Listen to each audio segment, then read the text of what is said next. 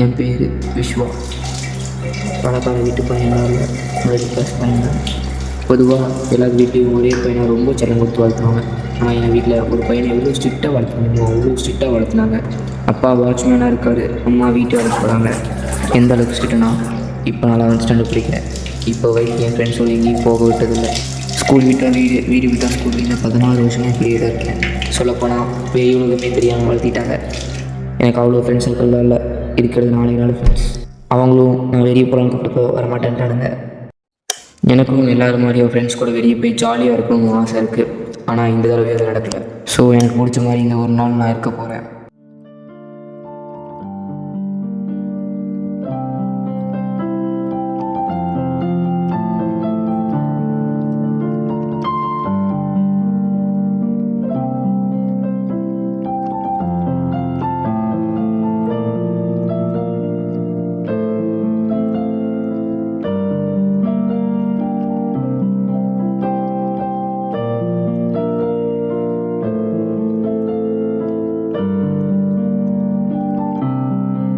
அப்பா காசு கேட்டால் தர மாட்டார். அதனால் அவர் தூங்கிட்டு இருக்கும்போது அவர் சட்டையிலேருந்து 70 ரூபா எடுத்துட்டேன்.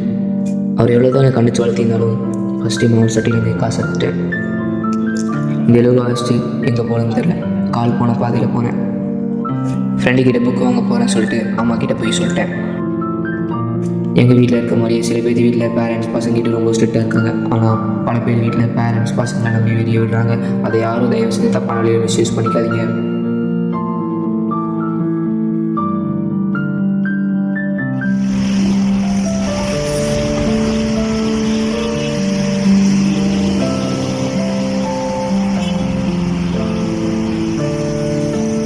என் ஃப்ரெண்ட்ஸ் வராதனால நான் கவலையில் படல.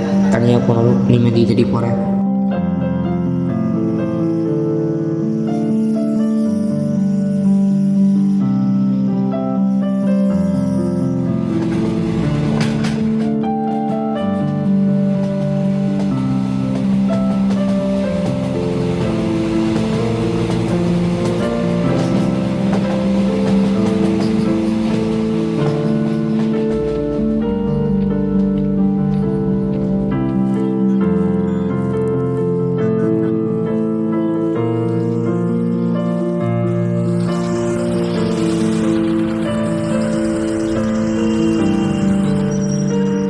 எனக்கு மால் பண்ணணும்னு ரொம்ப நாள் ஆசை. ஆனால் என்கிட்ட 70 ரூபா வச்சுட்டாங்க. போய் என்ன பண்ணுறதுன்னு தெரில.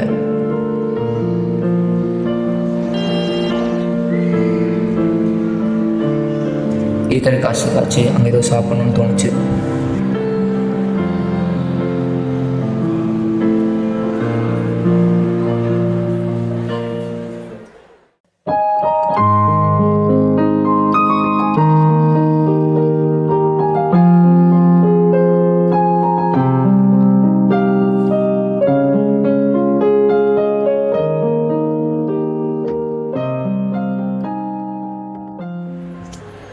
ஒரு காஃபியோட ரேட்டே 75 ரூபா போட்டிருக்கு.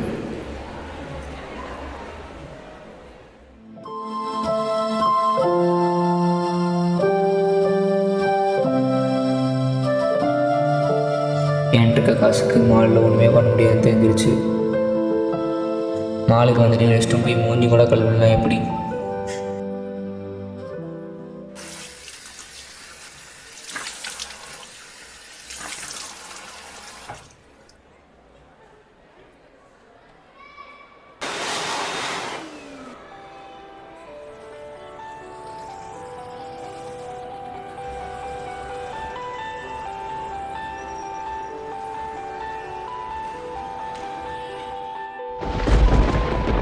என் நேரம் மழை வர மாதிரி இருக்குது. இப்போ அண்ணனை போட்டு வீட்டுக்கு போகிறதுட்டு வேறு வழியே இல்லை. போகிற வழியில் ஸ்டுடியோ பார்த்தேன். போட்டு ஒரு 1 ட்ரெஸ் வேகமாக சமைச்சேன். என்கிட்ட காசு ஒன்றுமே வாங்க முடியாது. நடந்து கால் வலிச்சது தான் மிச்சம். வழக்கம் போல் நான் நினச்சது நடக்காமல் போயிடணும்னு தோணுது. வீட்டுக்கு போகிற வழியில் தேட்டர் பார்த்தேன். எனக்குள்ளே ஏதோ சொல்லிச்சு. 60 ரூபாய்க்குலாம் டிக்கெட்டுக்குன்னு ஃப்ரெண்ட்ஸ் சொல்லி கேள்விப்பட்டிருக்கேன். எனக்கும் சினிமா பார்க்கணும்னு ஆசை வந்துச்சு.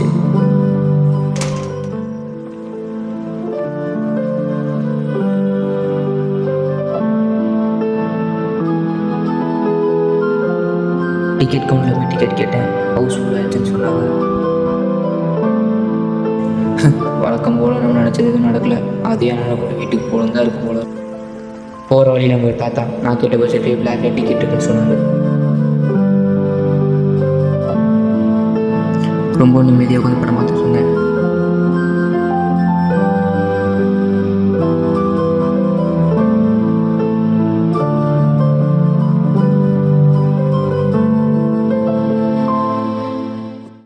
அவங்க படத்தில் சொன்ன சில விஷயம் நான் திரும்ப தப்புன்னு எனக்குள்ள உணர வச்சுச்சு. தேட்டரை விட்டு வெளியே ஒரு 3 வயசானவரை பார்த்தேன். அவருக்கு என்னால் என்ன உதவி செய்யணுமோ செய்யணும்னு தோணுச்சு.